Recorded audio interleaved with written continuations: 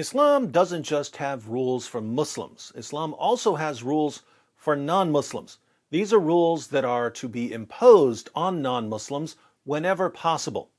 Imposing Islamic rules on non-Muslims is fairly easy to do in Muslim countries. Just ask the non-Muslims who are in prison for blasphemy in places like Pakistan or Saudi Arabia. But things can get a bit trickier in non-Muslim countries. That's where Muslim speakers and leaders and apologists have to get creative. Suppose you're a Muslim apologist in a non-Muslim country and you realize that non-Muslims are criticizing Muhammad. What do? One option is to acknowledge their right to criticize Muhammad and to calmly and peacefully respond to their criticisms. But who are we kidding? This is Islam. Non-Muslims have to be manipulated, conditioned, and controlled. So you have to find a way to control their behavior. You can start by calling them Islamophobes. If that doesn't work, you can call them racists. If that doesn't work, you can be like Muhammad Hijab and send them messages about golden showers and threaten their wives. If that doesn't work, you can be like Ali Dawah and pray for Allah to curse them with diseases. If that doesn't work, you can be like Ijaz Ahmed and dox them. If that doesn't work, you can be like Menj and get caught with a bunch of child pornography. If that doesn't work, you can call in the big gun, Dr. Zakir Naik. Dr. Naik was recently asked what Muslims can do about non-Muslims who are attacking Islam. He was mainly focused on non-Muslim critics in India, but his words of wisdom can certainly be applied elsewhere. At first, Dr. Naik sounded very peaceful.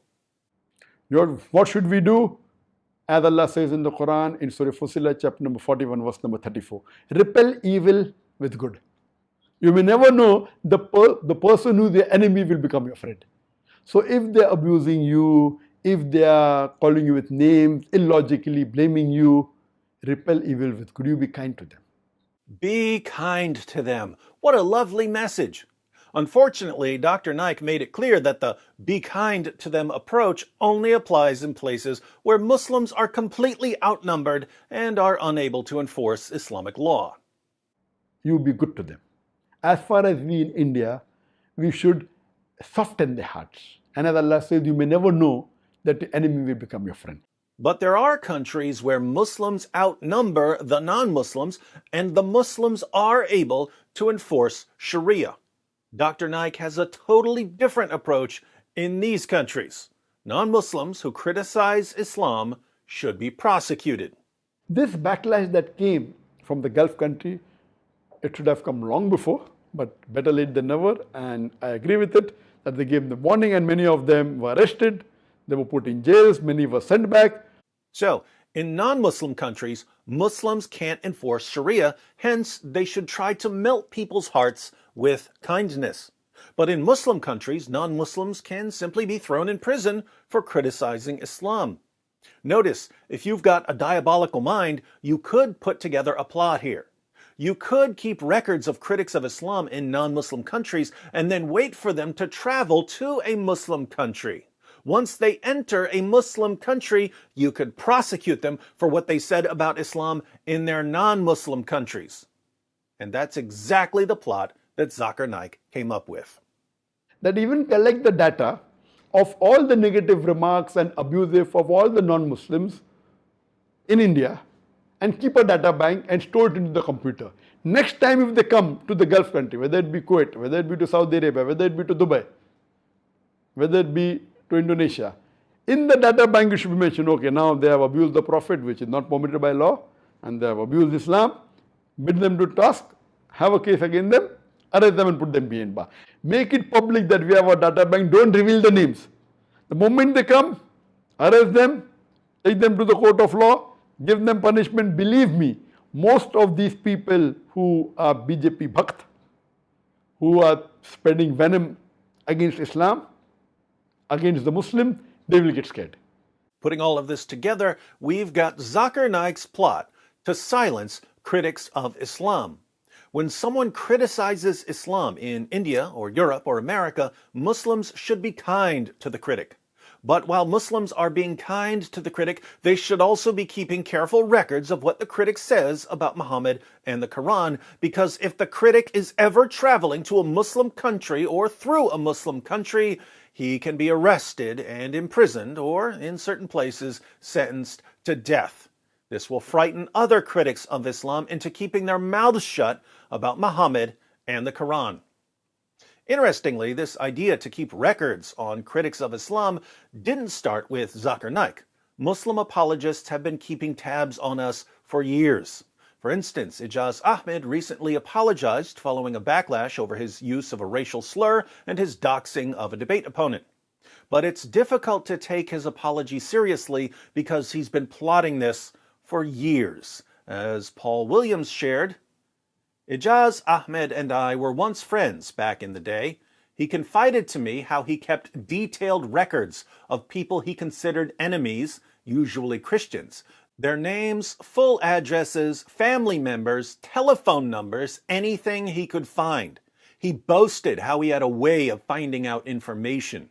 Bewildered, I asked him why on earth would he want to compile such a database. He muttered something about it being useful just in case, but did not offer a clear rationale.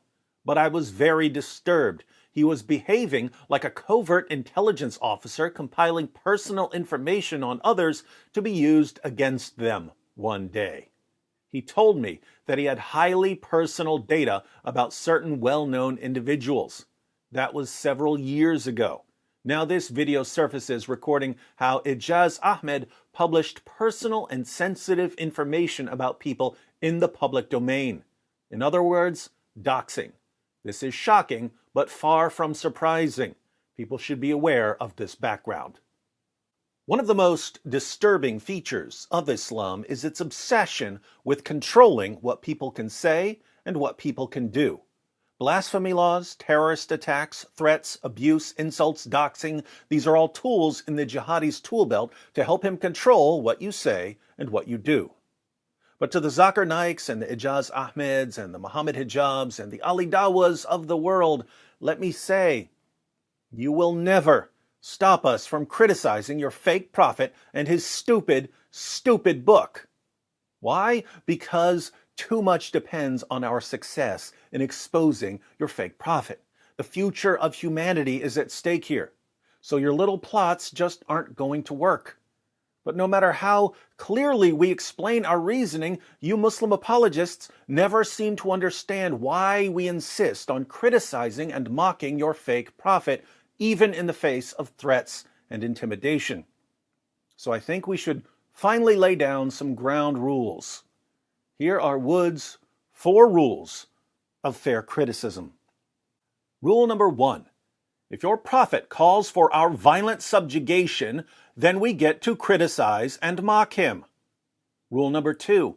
If your prophet promotes hatred and contempt and bigotry towards us and towards our families and towards our friends, then we get to criticize and mock him. Rule number 3. If your prophet is responsible through his teachings and through his example for terrible states of affairs in the world today, such as the oppression of women in Muslim countries and the persecution of non-Muslim minorities in Muslim countries, then we get to criticize and mock him.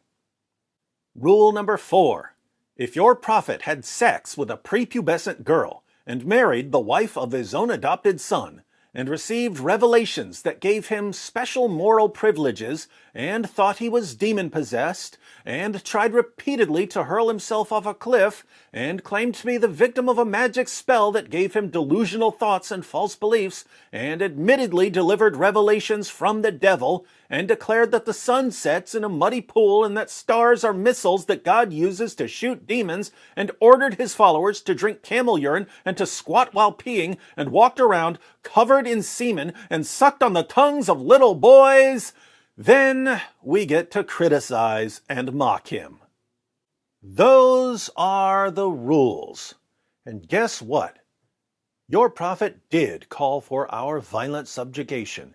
He did promote hatred and contempt and bigotry towards us and towards our families and towards our friends.